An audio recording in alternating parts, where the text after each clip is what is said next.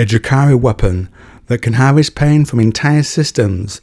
That is what the Deathwatch face in this adaption of Sorrowcrown. When an imperial planet goes silent and the inhabitants of that place all vanish, the Deathwatch investigate. What happened to those citizens? What dark weapon do they empower? And how can the Deathwatch defeat a ship the size of a hive city? Let's begin. The Deathwatch locate it and penetrate to discover what happened to that once thriving planet's people. The walls are lined with screaming humans. Thousands upon thousands of them hang suspended in hideous Xenos torture cradles. The area is choked by gurgling pipes, writhing machinery, and fiendish pain apparatus. But no, not thousands upon thousands, millions, millions upon millions. We've found the inhabitants of Van Tertius, Cordred said as he drew closer to one of the cradles. The poor wretch within is a male, approximately of middle age, yet his form is an emaciated wreck, as though all of his muscle and fat has been rendered down while he still lives. The hideous tubing threading through the wall and slice gates permeate his flesh as well, snaking into his bowels, up through his lungs, into his brain, and branching into every other orifice. The Archon, running the ship, takes over a slave to speak to the Deathwatch. He says, "You and your primitive ilk will present me with no trouble, no greater trouble than the prey that now fuels the Sorrowcrown." The word fuel stands out to the storm seer, Tetsugai. He tells the ultramarine with them to keep the Archon talking, which is not difficult. The agony from my ship was sufficient to subdue an entire world, without one iota of resistance. This is the combined agony of but a single world. The flesh puppet crows. The Sorrowcrown's vaults, wrought from the very bones of the Dark City, have the capacity to hold countless millions more. The bow wave of my masterpiece will drown whole systems in nightmarish pain, weeks before I even arrive. I cannot be stopped, Mon K, and with that the Archon leaves the body of the slave. The Deathwatch team then finds the Archon deeper within the vessel, and he brags a little more.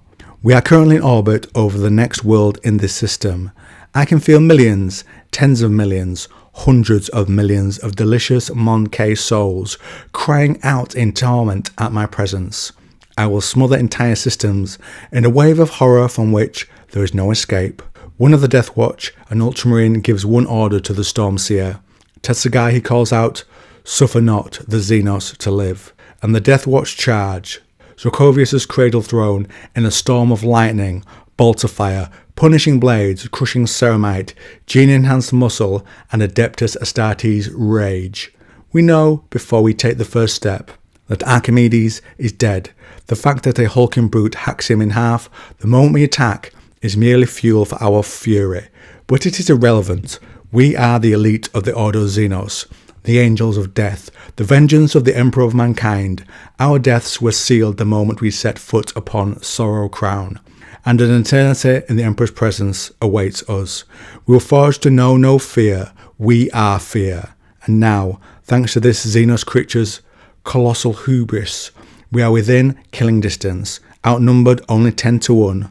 Vrone charges into the thickest knot of Xenos with his ravenous frost axe. Torchos Sakal hurls himself towards one of the hulking Drukhari mutants. Cordred lowers his shoulder and barrels headlong into the first foe that shoots at him. Dothos draws his strange, glowing blade and dives into the killing. The Stormseer goes straight for the Archon, but many creatures of his stand in the way. However, the Drukhari grows pale as his forces fall. Torchos Sakal, drenched in Xenos gore, rams into the abomination, driving his chainsword up to the hilt in its grisly chest. The mutant ogre emits a drooling, basso roar. Acidic blood gushes from the wound, coating the flesh terror in burning ichor. Rather than draw back, Torchos Sakal revs his chainsword and forces the blade deeper and deeper into the flesh golem's torso, even as his arms begin to melt down to the bone. And this act broke the enemy. "You think you have won?" the Xenos crows, black ichor leaking from its mouth. "I have lost count of the times I have died and been reborn to this world. When I return, I will be restored, and you will be flesh for me to play with. You have merely forestalled the death of your Imperium. By a span so short, I will be unlikely to note its passing. The Stormseer glared into the Xenos' black, soulless eyes. I am familiar with the practices of your kind. I imagine you have many bodies stored on this ship to store your mind, or machines that can rebuild you from a few fragments. I wheeze. Am I correct? Mildly impressive, the Xenos grins. When I return to claim Kamora, draped in your skin, I shall ask my kin among the other Covens, if they ever encountered, what is your name? The son of Jagatai Khan spits on the ground in answer, and points out one error the Xenos has made. Your buddies are here, so if I destroy the ship, then that will destroy you. The Xenos laughs in response, saying the vessel holds tens of thousands, and the Marine has no concept how to destroy it. No, I do not know how to destroy this ship, the Stormseer admits, but you do. In the dark Eldari's mind, he finds the kernel he has been hiding. Nothing escapes the eye of a seer, and the thought is torn from the Xenos mind, and he shares what he has learned with his Deathwatch brothers. Surveying the enormous contraption encompassing the Archon's cradle throne, he says, I think this great machine is designed to be a nexus, funneling the suffering of millions into this Xenogen parasite. I sit back, filthy Monkey, the Dark Eldari retorts. The Drukhari screams, do not touch that, the Stormseer calmly continues, and if destroyed, I smile, feeling the lightning play over my bloody lips. It would render all that unstable fuel uncontrollable. Dracovius gnashes its teeth and howls, I will kill you. I will peel the flesh from your bones and rip you. You will do no such thing, Xenos. You will die here, by the vile machine you spent your life building. I intone my voice, thrumming with the booming thunder of the Altac. And when your black soul reaches whatever Xenos hell awaits you, tell the rest of your foul species that it was the Adeptus Astartes of Kill Team Baymond who sent you. And then he unleashes his fury on the Xenos machinery, which exploded, turning it to slag, and the ship itself moved with this lethal wound. Realizing what will happen to him, the Archon tries to tear himself from the machinery, as the wreckage of the ship glows with the uncontained power seeking release. Before pouring into the Archon, the Stormseer steps back and shields his eyes.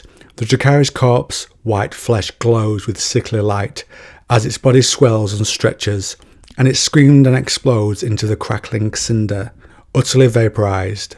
Then it becomes quiet. The Deathwatch discuss the ship's fate and believe it will build to a critical mass and explode. The team can't escape, so they accept their fate as a maddened tide of Xenogen horrors charge into the bridge. Towering flesh golems, blood-mad corpse cultists, shrieking monstrosities, and feral beasts hurl themselves towards us in a desperate assault. They know their end is coming, they just believe they can stop it. I grin like the Chagorian I am, as we charge to meet them with bolter and blade.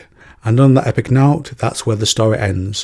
What do you think to the dark tech used by the Eldari in this video? Do you believe he got his just desserts?